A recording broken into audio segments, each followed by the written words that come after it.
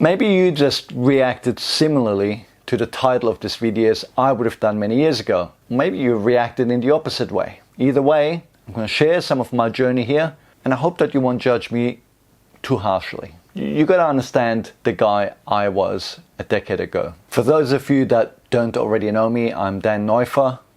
I'm the author of CFS Unravelled and the program director of the ANS Rewire recovery program for people experiencing ME/CFS, post-viral illness, fibromyalgia, POTS, MCS, and related illnesses. Well, and perhaps the title says it all of the book. Get well by treating the cause, not just the symptoms of CFS, fibromyalgia, POTS, and related syndromes. So, what is all this about? Well, here's a page talking about mitochondrial dysfunction. And here, I talk about immune dysfunction, neurotransmitter dysregulation, microbiome, pain sensitization, and of course, nervous system dysregulation. I'm a science guy. That's how I think. That's how I'm wired. I like joining the dots. I like understanding how and why things happen. I'm not interested in covering up symptoms. I want to fix the root problem. So, having just been recovered a couple of years earlier after 7 years of chronic illness, you can imagine my shock during my early recovery interviews when someone said these words.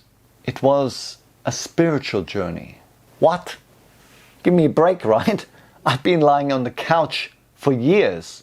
I was bedbound for some time. My life was a nightmare. And somehow, against all odds, I found a way to recover and to get my health back. And I did it through science, through understanding, to learning how to affect the nervous system and how to heal the body, and working more effectively with healthcare practitioners.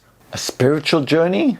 Give me a break. I rolled my eyes so hard I almost injured myself. But then, and I heard it again. And I'm like, okay, what's going on? This is weird, right? And then the real kicker started coming out of people's mouths. When people said this, I just wanted to click the mute button. I'm like, I can't publish this. This is so offensive. They said things like, I'm glad I had the illness. Now, I'm not talking about folk who had a bad month. I'm talking about people who were sick, seriously ill, sometimes for years or decades. How could they say something like this? Now, I have to disclose that to this day, I'm not glad I had the illness. Whilst I was taken aback the first time someone said this, I did my best just to accept these statements, to be respectful. I respect free speech and that people have differing opinions and different perspectives. But over time, as I learned more, not just about how the illness works, but how people recover, and also more about who gets the illness and why they get the illness, I started to change how I think about things. The truth is, I have to admit it, I was actually quite ignorant back then. And as the years have passed and my experience has grown, this aspect of recovery, this journey, spiritual journey if you like, has become more and more important. So in this video, I'm going to talk to you about why people describe their experience this way, and why if you don't, you may actually be missing a huge opportunity, not just to change how you experience your life now, but actually an opportunity for making more recovery progress. So let's get into it.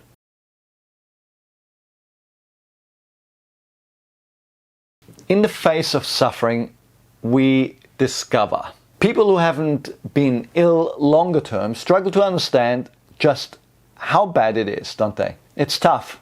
Maybe you've had thoughts like, why me? Or I can't do this anymore. How am I supposed to cope with this? We really get pushed sometimes. It just feels like it's too much. But then the next day, it's another day. We soldier on, don't we? Maybe it's a bit better. Maybe something good happens. Who knows? When we're healthy, it's interesting what we think matters. Maybe you reflect on how much effort or angst was involved in buying your car, or the colors of your kitchen in the past, or what kind of technology your TV has. And now in the face of all this suffering, seriously, who cares about stuff like this? Suddenly we just want to have a little bit of joy. We want to spend some time with people. We want to eat what we want to eat. Isn't it interesting how suffering takes us back to the basics? Isn't it interesting how it makes us reflect on what's really important to us? In the past, perhaps We worried about what other people thought. Maybe we always tried to help everyone else, even neglecting ourselves. But again, the pressure of the illness really forces us to change our ways, to show more gentle attention and compassion towards our own needs. Okay, you might already say, there's a journey, a spiritual journey. It's re-evaluating your priorities and what really matters. But the fact of the matter is, life's still hard when we're suffering, right? But another source of suffering is how this impacts our lives. Thinking about the things we've missed out on, the things we did wrong, the things we can't do tomorrow, next week, or in the coming months. There's a lot of suffering thinking about these things. But in a way, these things aren't real. Yes, they may have happened in the past or they may happen in the future, but the suffering we're experiencing here is in our mind. And whilst many of us spend our lives in our heads and with this kind of suffering, maybe even before we got ill, when you're suffering with the illness, there's often a shift. And the reason for that is simply that we don't have the bandwidth for it anymore. There's no capacity left. We can no longer do it sometimes. We're too exhausted. And in that moment, something amazing happens. We let go of this imaginary world of the past and the future, and we become connected to the present moment. And in the moment, becoming connected to what we are doing and what is happening around us, we can often find respite from that unnecessary aspect of suffering. We suddenly seek distraction from our thoughts to something else that is happening. It's similar with emotions like guilt or fear. These may dominate your life until you suffer so much you simply can't do it. It sounds bad, but actually it's kind of liberating. There's this resignation that what has been, and what will be, will be. Suddenly guilt and fear dissolve. It's like, I just can't do those emotions anymore. And so we move out of our heads and thoughts and the associated suffering into the real world, into the present moment. So when people let go of being in their head and they become mindful and connect to the present moment, their suffering can reduce. But in the present moment, there is still suffering when we're chronically ill, right? Not every moment, but, well, sometimes it feels like that though, doesn't it? So what comes next? Eventually, we realize that whilst we may be working towards recovery, we cannot fix our health right now. We can't do this or that or be cured today. It's going to take some time, right? And even if we don't have hope for recovery and resign ourselves to being ill, which I know all about, having done that myself, we face the inevitable conclusion that this is how it is. I've seen people often so distressed about being ill, about it being unacceptable, unjust and so on, that all their experience centers around these things. Not only don't they accept reality, but they don't even move forward to change it in any way. But eventually, many of us develop an acceptance. And sadly, many of us develop a resignation. We give in to the illness. But these are actually different things. You can accept the illness, but not resign yourself to it.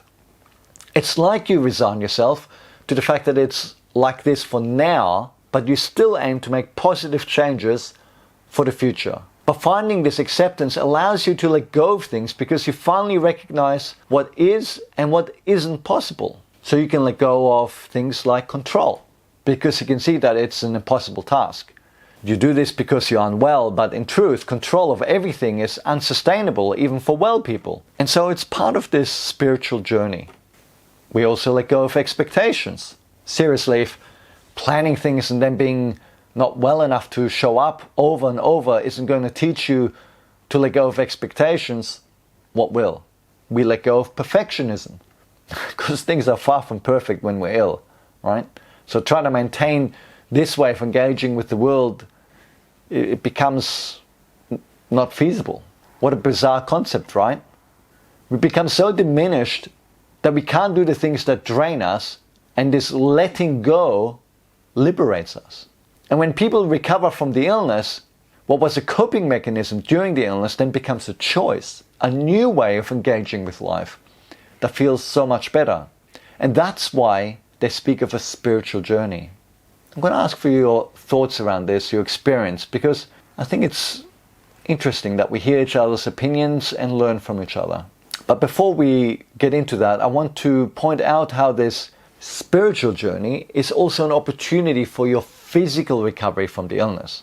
And the reason for this is because it impacts not just your internal world, but also your mental and emotional experience of your life, but it also impacts the external world. So think about it. What makes you feel better and what makes you feel worse? Hopefully you can recognize that if you overdo things, like push yourself, that those things lead to flare-ups. Hopefully you recognize that it's not just physical things, but also mental pushing, like studying or heavy thinking. Even emotional upset can impact you, right? If we can find a way to be more at peace, to think less, to push less, to let go of having things be like this or like that, chances are that we're gentler with ourselves and we're less likely to trigger setbacks. And if we can find some peace, some more happiness in the moment, then we are more likely to look for positive steps to do something supportive rather than being frozen in suffering. You know, most people with this illness do too much and too little at the same time, keeping themselves locked in this everlasting push-crash cycle. So embracing this spiritual journey, finding acceptance, your limitations for now, and finding some kind of peace and letting go of baggage wherever possible, these things can be really powerful steps forward. Now, speaking of steps forward, I hope you can take one right now. I encourage you to share what you have learned from your own experience or what you really found helpful in this video. What can you lean into to help you? Please leave a comment below and check out what everyone else is saying. See what you can learn. Let's start a discussion here. If you haven't already done so, please make sure you subscribe and like the video. It really helps to bring the content to more people and ensures you don't miss out on any future videos about coping and recovering from these illnesses. Until next time, make every choice your best choice.